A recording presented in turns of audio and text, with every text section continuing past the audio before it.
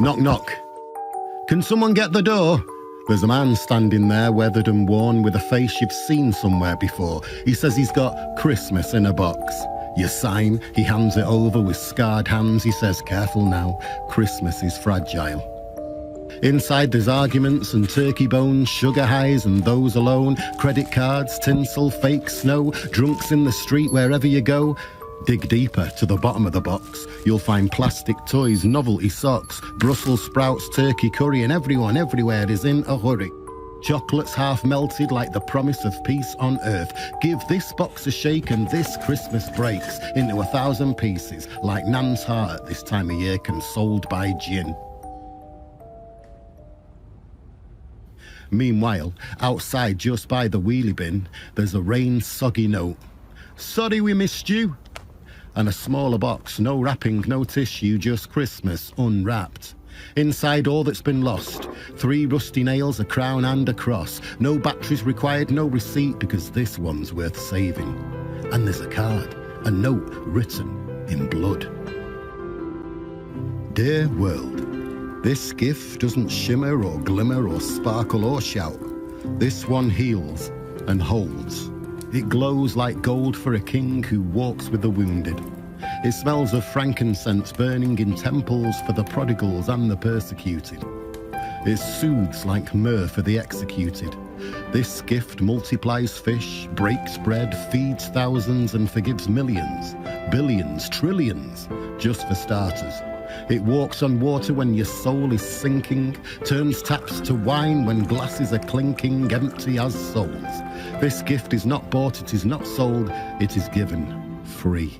It hangs from another sort of tree, sent straight to the heart, to you, from me. Treasure it. It can never be topped.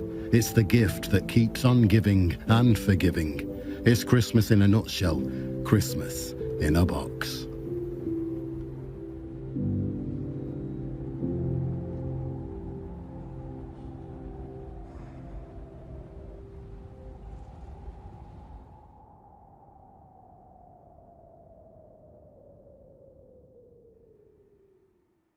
Wow, what a start that is. Well, welcome.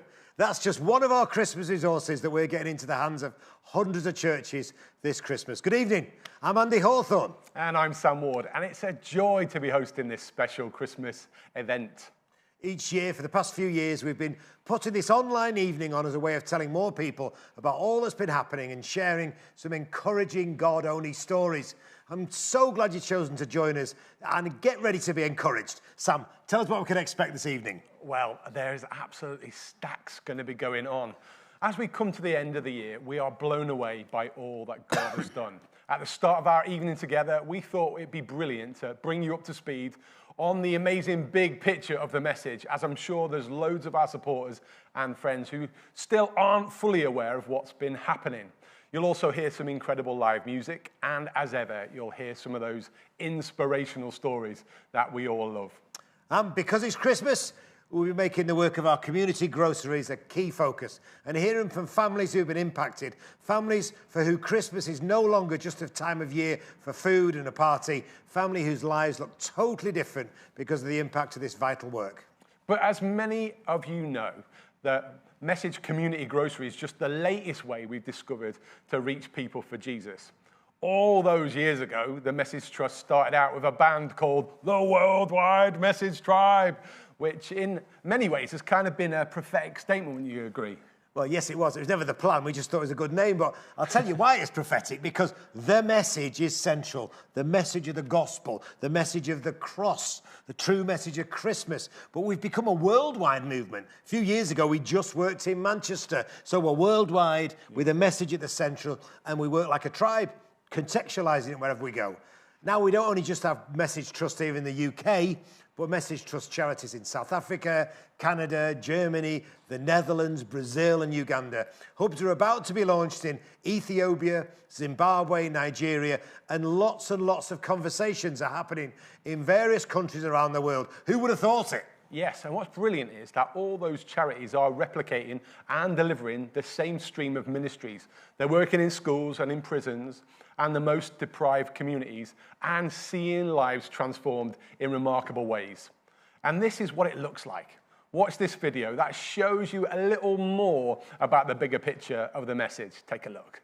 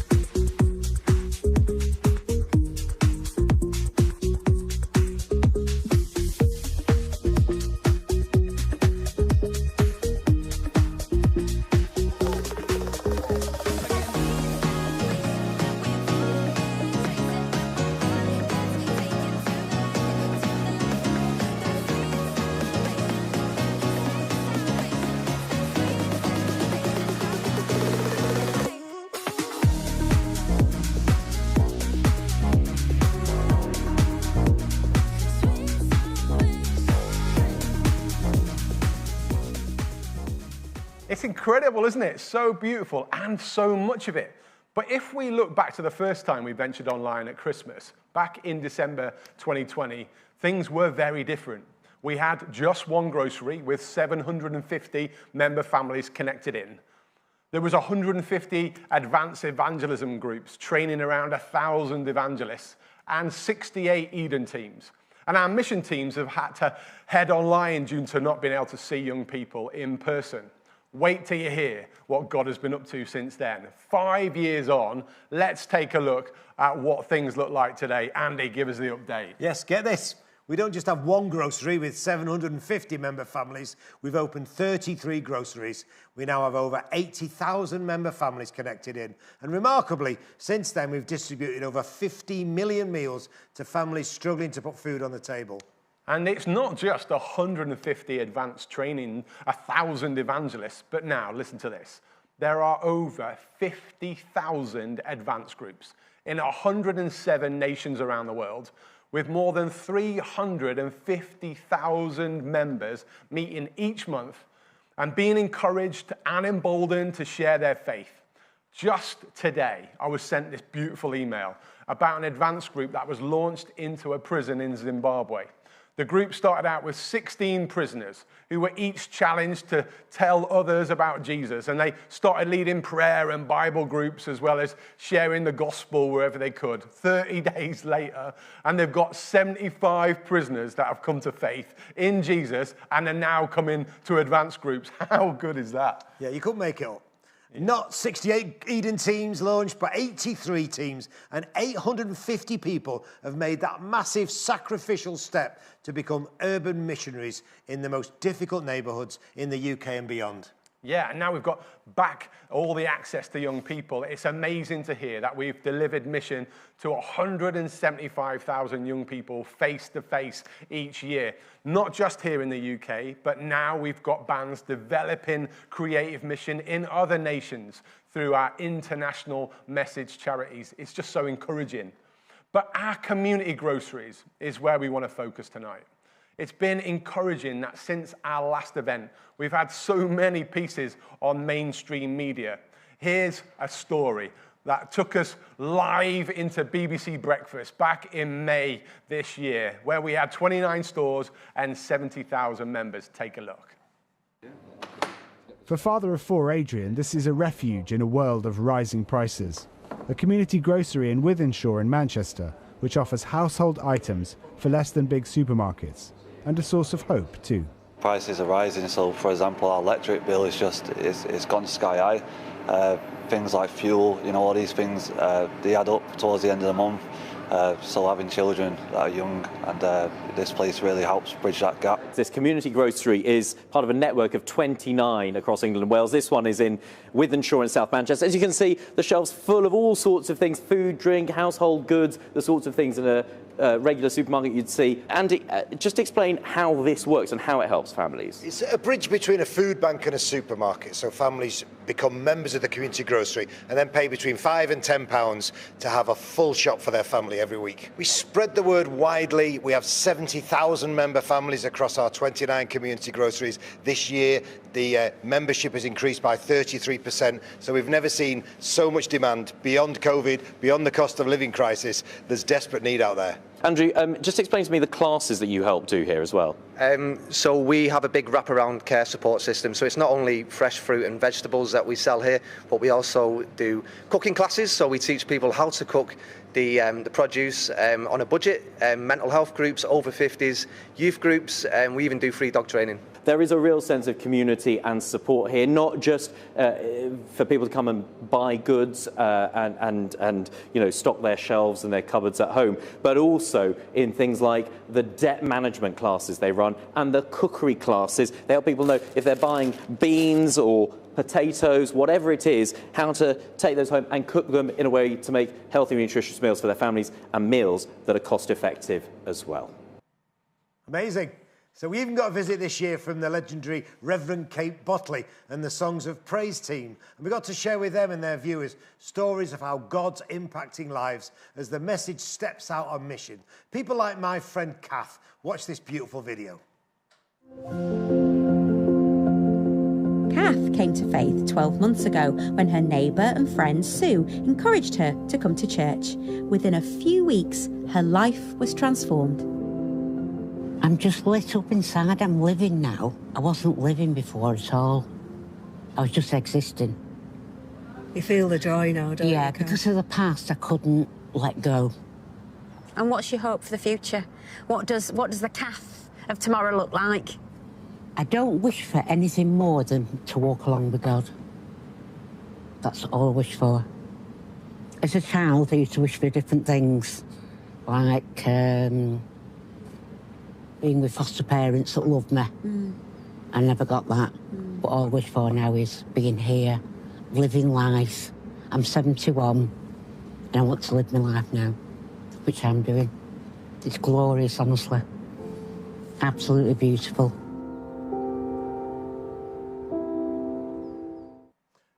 People like Kath, whose lives have been absolutely turned upside down, are what these evenings are all about. It's why we've titled tonight Comfort and Joy. The community grocery has become a comfort and a joy to thousands of families, and tonight we'd love you to meet just a couple of them. But before we do that, for those of you who might not be aware of how they work, let's watch this great little video from a few months ago that shares the bigger picture of our community grocery initiative. The Message Community Grocery started around about 5 years ago, coming out of the COVID pandemic. Our charity headquarters is in Wythenshawe, an area of real deprivation, and so we wanted to do our bit to help feed our local community. We began delivering and preparing meals, which we sent around to families right across the area. But after months and months of doing this, we decided we had to have a more sustainable, long-term and relational way of supporting those families. So we started the Message Community Grocery. Best way to describe it now is partnering with local churches in areas of real need to bridge the gap between food banks and supermarkets, providing incredibly affordable weekly food shops and wraparound services to areas of real need. The community grocery works by members joining for a year. They then can come and visit multiple times a week, choosing around about 30 items to their family, with shops starting from just £5. So typically they save about £20 to £25 a shop, but also they get access to all the great wraparound services that we run, things like debt advice, job clubs, cooking classes, and all the amazing stuff that our local partner churches run. We also have a pay it forward scheme at the community grocery where if there are families in real crisis and don't have £5 for their shop, they can request a paid forward shop where another shopper or member of the community has paid it forward so that person can take away their shopping free of charge that week. And we always encourage people, whenever they do that, where if they can, the next week or a future shop, can they pay it forward for someone else? So it's members helping members, this great thing. It's been an incredible journey, 5 years now. We've seen over 70,000 member families connect with the community grocery. And what I'm probably most passionate about isn't probably the thousands of tons of surplus food that we save from going to landfill, or even the millions of meals that distribute. It's the opportunities for countless times of connecting members in with Jesus, their creator, and the love and hope that brings. And we've seen hundreds and hundreds of our members get baptized at the partner church as well. So that's probably what I'm most passionate about. The amazing Sam Hawthorne there, telling us how the model works, but also making sure we never lose sight of the real reason why we're doing this. People's lives changed in Jesus' name. Sadly, in lots of ways, the poverty landscape still looks really bleak. Our teams are confronted day in and day out with families in desperate need. And we feel we simply can't sit back. We've got to do something about it.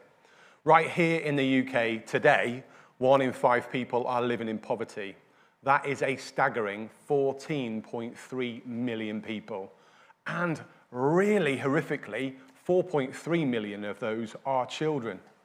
And hard as it is for some of us to believe, 3.8 million people are living in what's called destitution, meaning they face a daily struggle for the basic necessities, the living needs, such as heating, clothing, utilities and food, and frightening that they could easily slip into what the government calls severe hardship, and the numbers are just growing year on year. Something's got to change.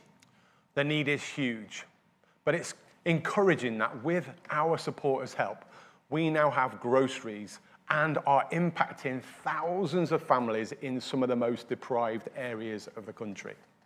Okay, how about this, Sam? Oh, no. Let's try and go from south to north. Okay. You can help me. We currently have groceries in Ilford, North Finchley, Swansea. Across the Midlands, there would be Loughborough and Derby and Lincoln and Burslem, Telford, Kirkby and Ashfield, Sheffield and Bedworth. Don't forget Redcar, Middlesbrough, Newcastle, Newcastle West, Ragworth, Hexham, Hartlepool, Southbank and Darlington, all in the northeast. And the northwest, Wigan, Bolton, Harperhay, 2 in Liverpool, Liverpool and Netherton, Warrington and Blackpool, Levenshulme down the road, and then right up to Glasgow in Scotland. And Burnley, there's 2.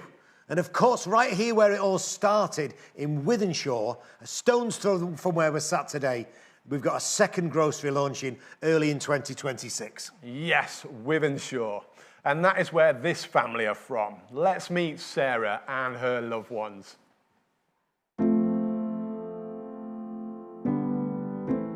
My name's Sarah, and this is my story. Growing up, I lived with my mum and my nana and my brother. Got brought up as a Catholic, went to a Catholic primary school, but I think it was just something that you did rather than something that you felt. Before I was a Christian, I suppose life was very chaotic and hectic. Struggled quite a lot with my mental health, so my mental health's always been quite poor. Struggled with people around me, like anxiety. I've got bipolar disorder, so I struggled a lot with that. I came to the grocery because I was working at Manchester Airport before COVID. I'd not been there for very long and I got made redundant. I've got 2 boys. I've got a 7-year-old boy and a 17-year-old boy. At the time, it was quite difficult about what I was going to do, and you just panic a lot, don't you? I saw an advertisement online for the grocery, just thinking I'd go and have a look what it's like. It was really weird because everyone was super friendly, and I'd never been in somewhere where everyone was so nice before. I think I initially went there thinking I'm going to get some cheap shopping, but the people there were just dead nice. Got a lot of faith and people around you and support, and like at Christmas time and stuff, they do so much for families. They've helped with Christmas presents for us in the past when the kids probably wouldn't have got a lot if it wasn't for that, so yeah. I went to some of the cooking classes that were on there, and I used to go to like this Friday morning prayer with Jane. There was like about 4 or 5 of us, and we all used to do a little Bible study and just have a talk and a chat, and it was dead nice. It was lovely. I remember just speaking to Jane and like opening up about everything to her, and we just sat and we prayed that first time I remember feeling warm from head to toe, and it was like, I remember describing it to Jane at the time, like it was like I had a fire in my stomach. It was just nice and comforting and calming. I got baptised at the first baptism service that they did at the church, and I remember like on the day saying, no, I'm not doing it, I'm not doing it. Everything around me was stressing me out. I remember sitting and speaking with Jane on the phone about an hour before the service, and she was like, no, you'll be fine, everything will be supported. And it was a really good decision, because I suppose not everything changes when you get baptised, but a lot of the ways that you respond to things change. It was like a feeling of calmness, and around the same time that I got baptised, my brother started going to an Alpha course. I think he'd met Simon somewhere near the Oaks, and he started going to an Alpha course. It was nice that we both became Christians at similar times.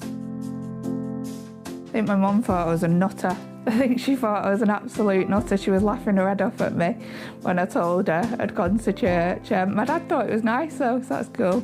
I invited my mum to the Mess Cafe just to introduce her to a lot of the people I'd met. She came down and sat at the table, and I shouted over Jane to come and sit with us, and she was acting really polite when we were in there, and all the way home she shouted at me, telling me, I can't believe you got the Christians to come and sit with me. And then it wasn't that long after that she decided at the Christmas extravaganza that she was going to become a Christian herself again, and she got baptised shortly after. So my dad came to church because at the time you were in hospital. And he had a breakdown, and he ended up in the Priory mental hospital. Sarah took me out one day to the message on a Sunday, because that was the only time I was allowed out of hospital. And I just carried on going from there. Got baptised, become part of my life from there, basically. It means a lot to me, my faith, because I was in a right mess with money. Just one thing after another, it just kept getting better. My debts went. I bought a flat. I'm financially secure now. Well, you see all your family at church a lot of the time at weekend, and then it's helped people speak a lot more amongst the family. I feel like we've probably got a lot closer as a family from it. And you get a whole new family by being at church as well. You get all your church family, so I've got so many friends and so many people that have come into my life because of church. Jesus means for me a lot of comfort, a lot of support, a lot of love, and not feeling alone. Come on, it's emotional watching Jesus do what only Jesus can do in these people's lives. Love it. We're blown away by the countless lives that we've been seen impacted by this work. At my home church, which is a community grocery partner church, every week I meet whole families who found faith, addicts finding freedom and multiplication to a level we've never seen before. And it all started with a trip to the community grocery. To be honest, it feels like I'm living the dream, and I'm so thrilled with what God's doing. What I also love is that we all get to play our part. All our groceries in partnership with a local church. Let's hear from a few of our church leaders who have beautiful community groceries planted right alongside their churches. This is Simon from the community grocery in Lincoln, and over here is our community cafe. This is the Alive Church Cafe, wonderful space. I want to tell you about a fella who came in the other day, and he was in the grocery, went and sat down in the cafe, and he asked the team there, can I buy a Bible here? And they said, you don't need to buy a Bible, we will give you a Bible. So they gave him a Bible, and then the team leader said, look, meet me here at the door on Sunday morning, we'll walk down to the church together. And so they went together, they met on the Sunday, walked down together, and he had a fantastic time at the service where he responded to the prayer at the end. Do you know, that was such an amazing moment for us, and we have so many people who come into the cafe, they describe it as a safe place for them, and so many people really open to prayer. Lighthouse Church started about 6 years ago with a handful of people, and now we have seen hundreds of people become followers of Jesus. And this is because of this initiative, the Community Grocery. We have seen broken, hurting, needy people encounter the love of Jesus and become followers of him. As a result of the growth, we have now outgrown this space and are buying a building next door, hopefully to become 1,000, maybe even a 1,500 seater here in Telford. to cast the net even wider and see more and more people become followers of Jesus. Hey guys, I'm Josh and I'm from North Church, and we're so excited. The community grocery that's going to be opening here. This place we're in now is going to be stacked with food, and we're going to see loads of people from the community come in here and see hopefully their lives transformed through the great work of the Message Community Grocery. Hey everybody, Pete Baker here from Life Church in Burnley, outside our community grocery in Burnley Town Centre, where we run the Alpha course, seeing people come to faith, also CAP Job Club and loads of work with CAP, a life recovery group, seeing people get free from addiction, and we're seeing people come to faith and grow in faith, get baptised, become part of the local church. We're seeing great community partnerships with the football club and the Housing Association and the council. It's just been a wonderful partnership with the Message Trust. Thank you for all your support. Keep on going. So many beautiful stories in our partner churches. I just love it. Like me, you may have heard of lots of people talking about this thing called the quiet revival. And I feel like this is it. Churches are growing, people are coming back to Jesus, and lives are being turned around. But I don't know about you, but it feels like from where I'm standing, it's getting louder and louder. Absolutely. More Jesus.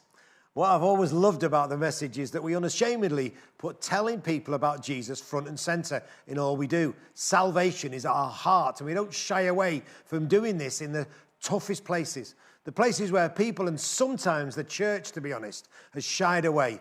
Why? Because everyone needs to hear about the love and hope that Jesus offers them. One place where life can get really tough is Blackpool. In fact, just 5 weeks ago, the new Indices of Multiple Deprivation for England was released, ranking communities on a range of measures. And 7 of the 10 places named as the most deprived are found in Blackpool. Watch this video to find out more, but be warned. The day I went to film in Blackpool was horrific. When I arrived, so did Storm Claudia. It was a bit wet, to say the least. Welcome to Blackpool, the quintessential northern seaside town. Famous for its sandy beaches, its iconic tower, its vibrant, beautiful promenade, and its rich entertainment history, not to mention the home of Strictly Come Dancing.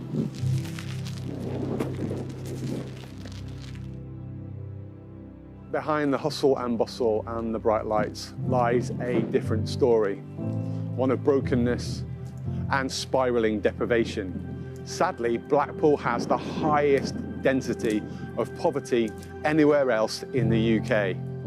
Every 5 or 6 years, the government produce the Indices of Multiple Deprivation, measuring 7 domains of deprivation: income, employment, education, skills and training, health deprivation and disability, crime, barriers to housing and services, and the living environment. The #1 neighbourhood out of 33,000 is Jaywick Sands in Essex, another coastal town.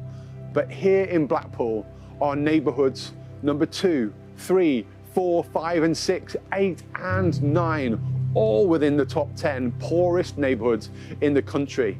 There is deep deprivation on these streets. Of the 144,000 residents of Blackpool, 61.8% of them face one deprivation of those 7 domains. I heard that 6.8% of people face hunger on a daily basis. 17% said they didn't have access to the food they needed. 18% said they didn't have enough to pay for gas and electric on a regular basis. A quarter of all residents are facing high levels of income deprivation. 10,000 children in Blackpool are living in deprivation. It's a tragic story, which is why I'm so pleased that the Message are prioritising ministry here.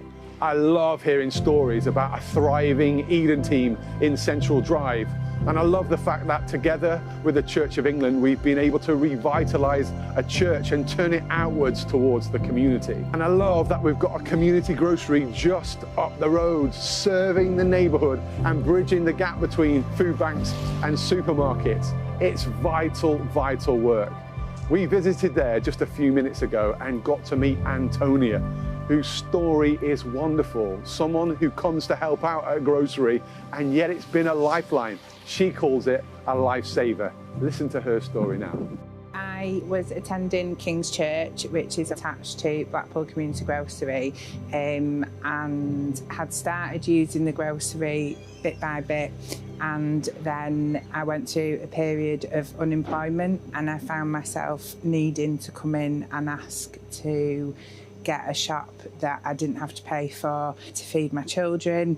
I was met with so much love and care and respect, and just really felt like I wanted to give something back. A few months down the line, I had got a job, and I ended up having to leave my job to be a full-time carer for my daughter. I spoke to Chris, and Chris basically opened the door for me to be able to come in and use all the skills that I have from the industries that I've trained in, and just be able to come in and have a reason outside of being a mum and have a purpose. So for me, it's been life-saving and life-changing. It gives me a reason to breathe, a reason to be, and I don't think I would be who I am without the community grocery. There is hope. I love that we're a Christ-centered ministry, obediently following his call, and he's led us to neighborhoods like this to make a difference in his name. You know what? The indices of multiple deprivation have shown us that we're in the right places. We're in places like Middlesbrough with the highest levels of child poverty anywhere in the UK. We've got groceries and Eden teams pioneering ministry just where it's needed. I'm so proud of the work we're doing. And thank you to people like you who have sacrificially given to make this all possible. We're so grateful. Thanks. The stats are really, truly shocking, aren't they? But what struck me again was how the message is working right where we are needed, right where we should be. Time and time again, we see how important the partnership between Eden and community groceries are, and how together they're seeing lives impacted. Thank you so much for making this possible. Yeah, the next person we'd love to introduce you to is Bobby. I've honestly been blown away by what God's done in Bobby's life. He's a totally different person, in a totally different place this Christmas, having spent 19 Christmases behind bars in prison. Get ready to be so encouraged by the goodness of God as you watch this next video. I was ADHD. I was a mixed up child, uncontrollable child. Kids' homes, I did the care, did all that. And then my career started as a career criminal from the age of 11. From stealing cars right up to some serious things that I've got up to. I was doing crime and no one seemed to stop me. No one was able to stop me. Taking anything I wanted. Probably one of the smallest robbers on the estate. I was one of the youngest car thieves in Manchester. And drugs just overtook my life. It really did. It's all I ever knew. Drugs, crime, violence. 10 years ago in jail, I had a heart attack and a stroke in jail. It changed my life. I can remember crying in the shower. I thought, you know what? Suicidal, everything's took off me. I don't really have much to do with my family because of my drugs and my attitude. And when you got your grandchildren visiting you in jail, it's like, wow, something had to change. I knew it was time to stop the drugs. And a lot of sorting my head out without Jesus was because I felt there was more to life, and having grandchildren and trying to do the right thing with my family. When I first found out Sam was going to the community grocer, at first I was a little bit embarrassed, but then the struggle of finances actually hit the whole community, hit everybody with the cost of living and stuff like that. Over the years, coming out of prison, I've realised that these food banks have just opened everywhere, and I'm thinking, what's going on in society? And then it weren't so embarrassing to realise that it's not a normal food bank. It's helped me and Sam out so much. The community grocer's got you back, you know. The Lord was working in mysterious ways without us even knowing. We was just having a boring day somewhere, and so I've got some tickets, by the way. I fancy pulled them out for this extravaganza. It was mind-blowing, absolutely mind-blowing, because we didn't expect it. We turned up there and they got all these kids there and they've got all this fun stuff going on. And it was quite emotional for me. I'm thinking, how can the church do this? Anyway, they did a hamper give out. He was going on about the church the next day. I mean, like, let's check it out. We will check the church out. Okay. I felt it only right to say thanks to the church for giving us this hamper. I wasn't looking for Jesus at all. I thought I was a Buddhist. I used to meditate, but never found inner peace. We went to the church anyway. It humbled me. And since that day, I've never looked back. Now, since I've been at that church, I've only missed 2 Sundays in 3 years. 2 Sundays. Someone like me, with the crimes I've done, would never have thought of coming to church for 1, using a food bank for 2, going to an extravaganza Christian meeting for 3, going away on a Christian weekend. What? Never thought that'd happen. The weekend away, we went to commitment prayer, and Andy was praying for me, Jane was praying for me at the cross. I didn't even know I was crying. At that moment, I was a broken man that found what I was looking for all my life. The more effort I put into Jesus, the better my life's getting. I seem to be more solid in the mind, more fulfilled in the heart, more warm in the spirit. And it's awful to say Jesus is my new addiction, but it is. I'm not special, but he found me. He found me. Slapped me right across the face and went, yeah, you need to change, you do. And that's exactly what he's done. I used to look at the Bible and it just used to say blah, blah, blah, blah, blah, blah, blah, yeah? Now, as soon as I got baptised, I could understand the Bible. That blew me away. I'm like, I can understand scriptures. He said to me, I can understand what I'm reading. I feel like an infant in Christ. Somehow, God just keeps speaking to me. I feel like I get a tap on the shoulder. Talk to this person, and I'll talk to him. And the next thing you know, they're getting baptised. They're being blessed. And I see them maturing, and I'm advising them. It's like, how have I managed to advise these people when I'm new myself? I'm just enthusiastic. I'm enthusiastic about Christ. I just can't get enough of him. Jesus is my life. I just absolutely love it. I love it on so many levels. I think that's just the best story I think we've ever done. Like, even the fact that Sam, who just used to live around the corner from me, her son used to be in my youth group, and now they're all together and all loving Jesus. I think her son, Sam, gets baptised just next weekend. I just absolutely love it. And what Bobby doesn't tell you on that video is that this morning he'll be headed to Uganda for his first ever mission trip with Message Uganda. He's going to miss his 3rd Sunday because he's probably going to be inside a prison sharing his story and providing much needed food with a whole load of men and women who I'm very confident will respond to the gospel. And I've heard that they're going to put on this massive, huge Christmas party in one of Kampala's most deprived slums. It's just amazing how it really feels like Bobby's gone from being the problem to being part of the solution. And guess what? It all starts with a trip to the community grocery and picking up a hamper which was provided for by one of our supporters. Amazing. Well, indeed. I hope you're encouraged by what you're part of, what you're enabling to happen. It really is God at work, and it's a privilege to partner with him. And we believe that this Christmas we're in a better position than ever to see the temperature rise once more right across our community grocery network.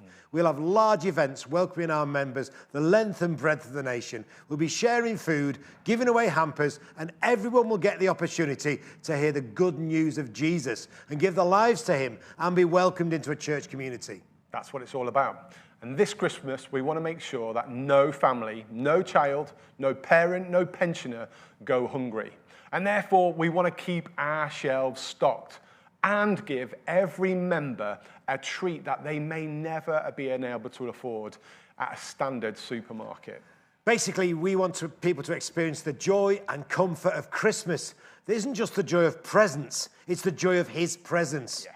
It isn't just the comfort of a warm home, but the comfort of knowing the one that Christmas is all about, the one who became flesh and moved into the neighbourhood. For people like Sarah, Teresa and Alan, for people like Bobby and Sam, for people like me and you.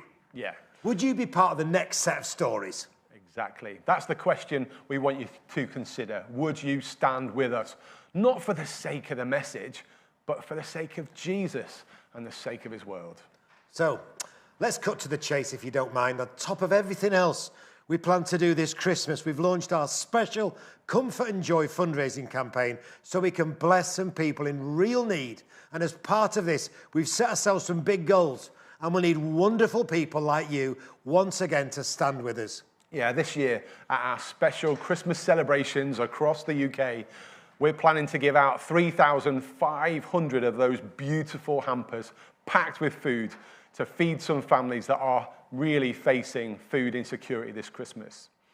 We really hope that they'll be blown away when they lift the lid and see what's inside.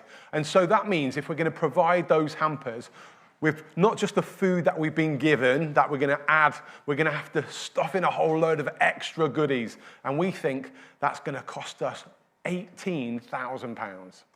And paying it forward, you heard about that earlier on in the evening, is a beautiful way we can make sure our most needy members get a free shop with a special message of encouragement. There's often tears at the till when this happens. This Christmas, we'd love to deliver an extra 5,000 pay-it-forward shops right across the community grocery network. That means we need to raise an extra £25,000 to do that. Yes, and we know that the demand for our shops is growing. It feels greater than ever, but it's brilliant that we've got a plan for where we're going to put our next 6 community groceries. They will be in Leeds, Wythenshawe 2 just up the road, Bradford, Crewe and Woodseats in Sheffield, as well as Gurnall Grove in East London, West London, I should say. Each grocery is going to do a brilliant work, and once they're up and running, they're going to be self-sufficient. We have seen the maths work, but the setup cost is where we need your help. Each of those groceries will cost £50,000 to launch. And so that's another £300,000 if we're going to launch all 6 of those new groceries. And we'd love to go into 2026 good to go on all 6. So, if my maths is right, that adds up to £343,000 extra we need to raise this Christmas. It's a big number, but we honestly believe it's what God's called us to do. And we have a story of so many years of God's faithfulness and people stepping up and giving to make these beautiful things happen. And of course, it's not about equal amounts. It's about equal heart and equal partnership. So whatever you can give this Christmas will be a huge blessing. And here's basically how you can do it. Would you consider making a special one-off gift or even a regular gift to the Message Community Groceries to help more of this precious work happen? You can scan the QR code that'll be on the screen. It'll take you direct to a giving form. If you're watching live, you can call between now and 10 p.m. on the number 0161 987 6500. Someone will be waiting for your call, and they can help you, if you're a taxpayer, to give 25% extra at no cost to you through gift aid. At any point, whether you're watching live or later, we'd love to know about your gift. It will really help us as we plan to do all these beautiful things this Christmas. So please do text your pledge to the number on the screen, 07393 423 274. Or, of course, just head to the website, the Message website. If you go to message.org.uk/Christmas, it will take you straight to the Comfort and Joy fundraising page. Of course, let me remind you, if you're a taxpayer, let's have 25% more off the government towards this amazing stuff at no cost to ourselves. So thanks so much for standing with us. Whatever you can do, let's together do something beautiful before the great splurge of Christmas. Before we spend all this money on parties and presents, let's bless some families who aren't looking forward to this Christmas, but can be with our help. Okay. While you think about that, while you fill in your forms, while you go to the QR codes, while you pick up the phone, we're going to have some music now from the amazing Kez. Kez is going to sing for you, but that's not her full-time job. Her full-time job is a prisons worker for the Message Trust. She spends her days in a woman's prison sharing the good news of Jesus in the most beautiful way. And she's got more of these incredible stories of comfort and joy coming to prisoners. She's going to start with one of my favourite carols, God Rest Ye Merry Gentlemen. It has these profound words about the good news of comfort and joy that we can all experience this Christmas. Let's see it stepped up as we all get a little bit generous. Sam and I will be back very soon to say goodnight. Thank you so much.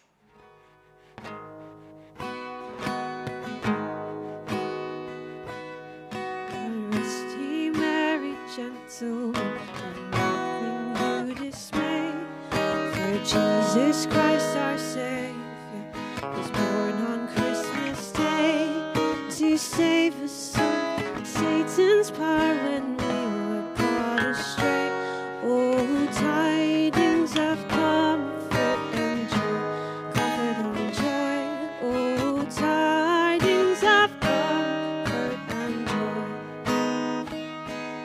From God our Heavenly Father, a blessed angel came, and unto certain shepherds brought tidings of the same, how that in Bethlehem was born the Son of God by name. Oh, tidings of comfort and joy, comfort and joy. Oh, tidings of comfort and joy. The shepherds at those tidings rejoiced much in mind, and left their flocks a feeding in tempest, storm, and wind, and went to Bethlehem straightway, the Son of God to find. Oh, tidings of comfort and joy, comfort and joy. Oh, tidings of comfort and joy. Then went to Bethlehem they came, where the infant lay. They found him in a manger, where oxen fed on hay. His mother Mary kneeling unto the Lord did pray. Oh, tidings of comfort and joy, comfort and joy. Oh, tidings of comfort and joy. Now to the Lord sing praises, all you within this place, and with true love and brotherhood each other now embrace. This holy tide of Christmas all other doth efface. Good tidings of comfort and joy, comfort and joy. Oh, tidings of comfort and joy.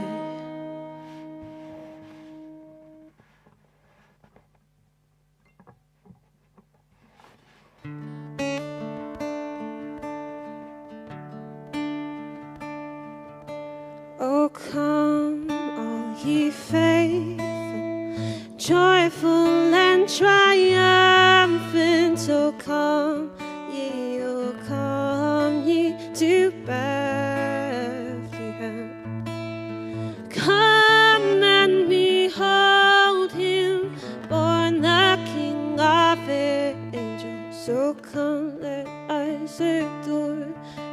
Oh, come, let us adore him. Oh, come, let us adore him, Christ the Lord.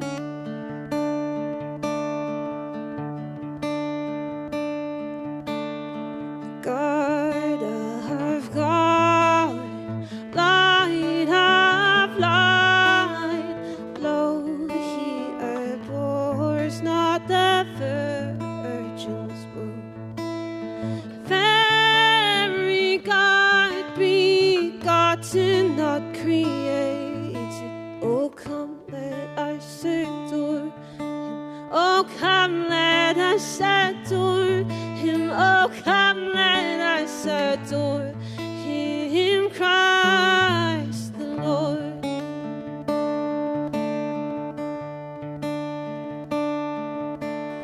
Sing, choirs of angels, sing in exaltation.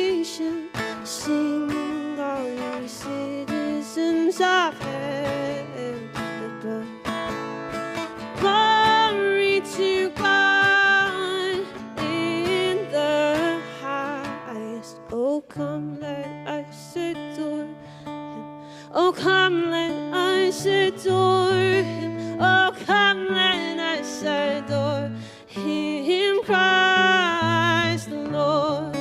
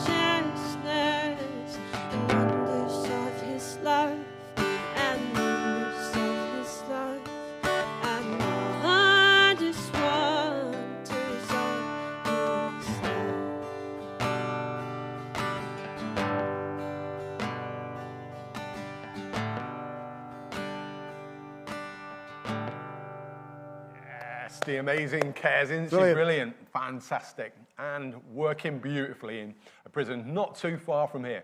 Thank you so much for being part of tonight. Thank you to those who have already given. We are so, so grateful.